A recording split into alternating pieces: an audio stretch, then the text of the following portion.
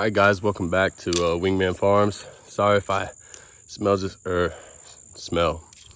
sorry if I sound just a little bit out. I've had the flu, not COVID, don't freak out. I've had the flu all week, so just starting to recover. Probably shouldn't be getting in the tree tonight, but the wind is perfect, so we're gonna try our luck. And we're going to another spot tonight that I haven't hunted yet this year. And this particular spot, I killed a doe out of here last year. I missed a small buck opening morning out of here last year, so all those fun things. But one thing I like to do always, especially when I'm at the house here, is test the bow out. So I like to get out, throw a couple arrows at the target, make sure everything's lined up. And I'm especially happy I did that today because I didn't have my contacts in. That's something I didn't realize until I tried to look down the side of the bow. So make a mental checklist in your head once you're going to the tree stand. You know, make sure you have everything you need. It's nothing wrong with taking that extra 5 minutes to do what you got to do to ensure that you have everything you need, because that could be the difference between taking home some venison and leaving empty-handed. Just got into the tree, got everything set up, camera bag, everything's in place. A little warmer than expected. I'm sure you can see the sweat. It hasn't been too bad temperature-wise here in South Carolina, however. We've been in the mid to low 60s in the lows for the past 15 days, I believe. 11 to 15 days, somewhere around there. So as I said before on the intro in here, we're hunting a stand that I haven't hunted since last season. And the reason we're hunting this stand this evening is the wind just happens to be just right. Not only is the wind just right, but as you're about to see, I put 125 pounds of corn out yesterday. And we've got about 8 ears of corn left down there. You're going to see what I'm talking about here in a second. Here in South Carolina, you can bait the deer with corn as long as it's on private property. And here where we're at, this was a food plot I planted early season with buck brunch. And it was a beautiful food plot, but the deer have come in here and absolutely destroyed it. So I'm supplementing with corn. I do have some seed out. I planted the same time I corned up. I broadcasted out my winter mix. So hopefully that gets to come up in here pretty soon. But let me show you what we're working with. So here you can see that corn pile. Absolutely destroyed. That's all the corn left out of 25 pounds. So back out and take a look right there.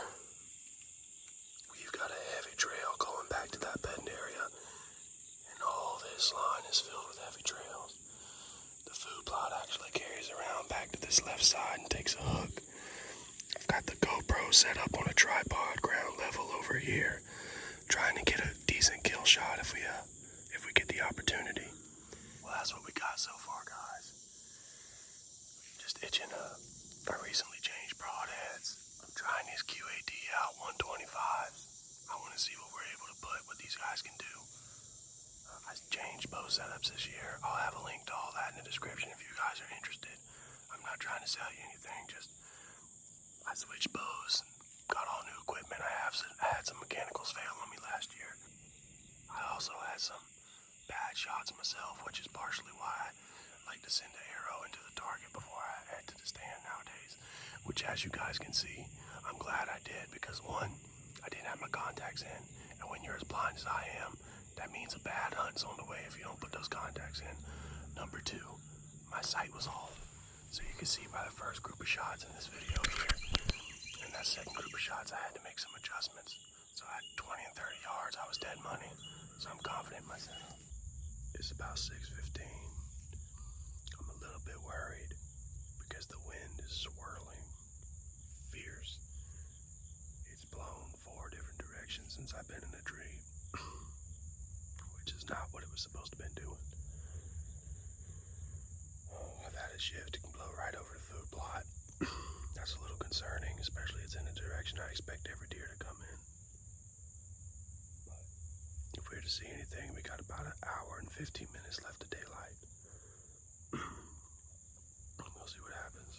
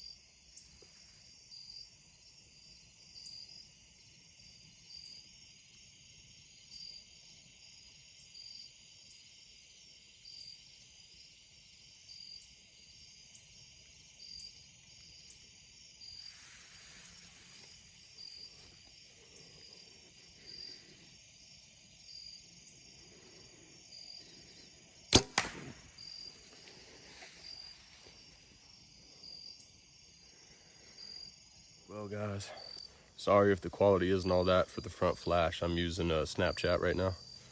But so we just shot a little buck. That'd be the first one of the season.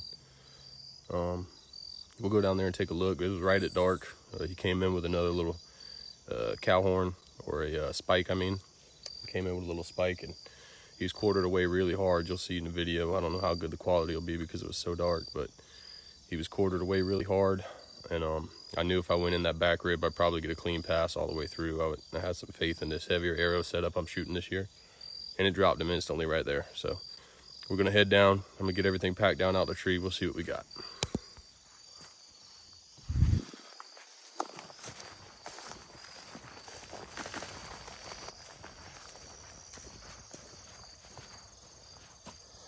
Oh man.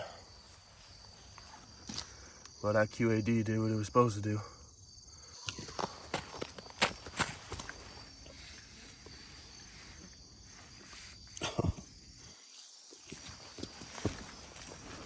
We are a few days, actually quite a while away removed from the hunt. And I started this last year with the videos I did. I kind of like to do the hunt review, the outro, the closing of the video the next day. I know I didn't do that with that first hunt I did this year just because there wasn't a lot of action in the video. Wasn't a whole lot going on. So basically to summarize the hunt, it was the first day in that tree of the season. Here in South Carolina, this early part of the season, we can't shoot does. I do have a lot of does I got to get rid of. And you know, we have some mature bucks floating around, and that was definitely not a mature buck. That deer was, you know, only a year and a half, 2 years old at the most. But the cool thing is even though it was a smaller deer, smaller buck, it was the first deer I've ever killed in velvet. So normally all my success happens right around the same month, right around the month of September. I've killed the most deer and the biggest deer I've ever killed all in September. However, most of the deer with larger antlers, more mature, for some reason their velvet just tends to already be gone. That was the cool thing. So it was the first velvet for me, first velvet with a bow, first buck kill I've actually got on video, which the second one followed very closely after that. And again, older deer. And in the second video that's coming out, that buck was mature, and just like I said, he was already out of velvet, and this was only about a week apart, or within the same week, really.